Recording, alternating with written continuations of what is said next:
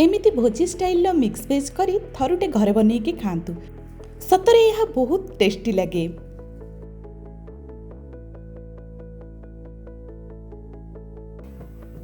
प्रथमे एक कढ़ई नहीं जातु, से किछि सोरिष तेल नहीं जातु।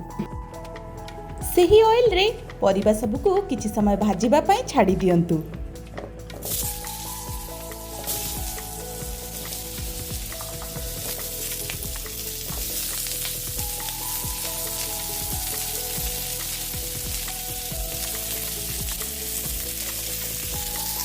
एबे चलंतु परिबा को टिके चलै दबा।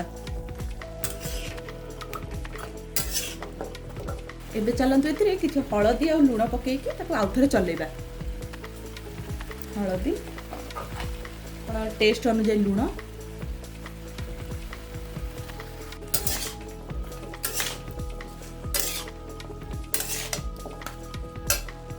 एबे एथिरे ऐड करनबा कट्टा होई रहितबा किछि बंधाकोबी।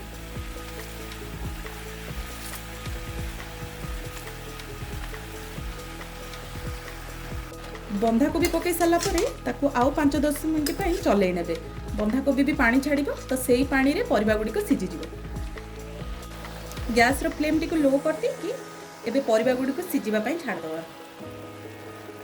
एमती गोटे ढांकी दबा सीझिबो परिबा। चलंतु एबे तरकारी सीझिला भितर गोटे मसला रेडी करबा। प्रथमे किछि पियाज, तापर एमती किछि अल्प रसुण, छोट पीस अदा आ गोटे कंचा लंका को भल भाव चॉप कर नेबे। जदि आपन पाखरे चॉपर अवेलेबल नहीं ताहाले आपन माने ग्राइंड भी करि परिबे।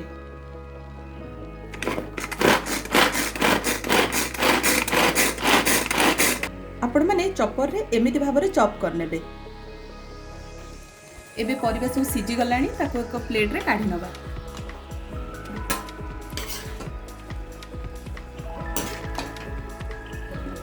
सेम कढ़ई आप सोरिष तेल किसी नहीं जिबे।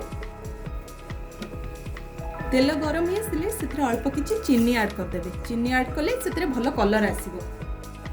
चीनी एबे कलर ही आसिले एबे से जीरा और किसी पंच फुटण नहीं जिबा। से चॉप करा हितबा मसला गुडी को पकै देबा।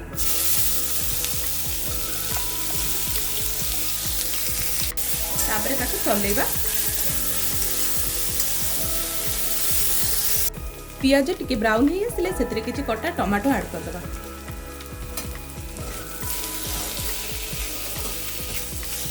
टमाटो जारी होतबा समय गोटे बाउल रे किछि काश्मीरी रेड चिली पाउडर, किछि लाल मिर्च पाउडर, किछि धनिया गुंड, किछि जीरा गुंड। जदि आपण मानक पाखरे एई भली करी पाउडर थिबो ताहाले एइथिरो अल्प किछि नै जिबे। और लास्ट को किछि कसूरी मेथी नहीं जिबे। एबे एथिरे अल्प किछि पानी देई एहाको भल भाबे गोळेई नबा।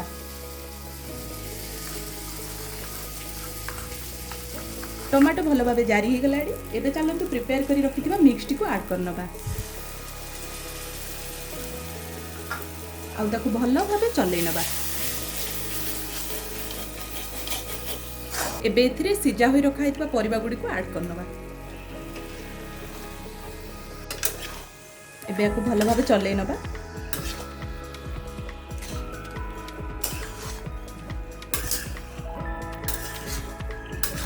परिबा पकई सारी गैस रे फ्लेम टी को लो कर देबे और एहाको 5-10 मिनिट पय बसई देबे। एबे हमर तरकारी टी रेडी हे गलानी। चलंतु किछि होममेड गरम मसला एथिरे ऐड कर नबा। एबे आसंतु मिक्स वेज टी को प्लेट रे काढी नबा। रेडी ही जाइए आमर स्वादिष्ट आउ हेल्दी मिक्स वेज करी। यही स्टाइल ले घरे थरे बनैकी खातु। आउ जदि रेसिपीटी भल लगी मो चैनल टी को सब्सक्राइब कर नियंतु।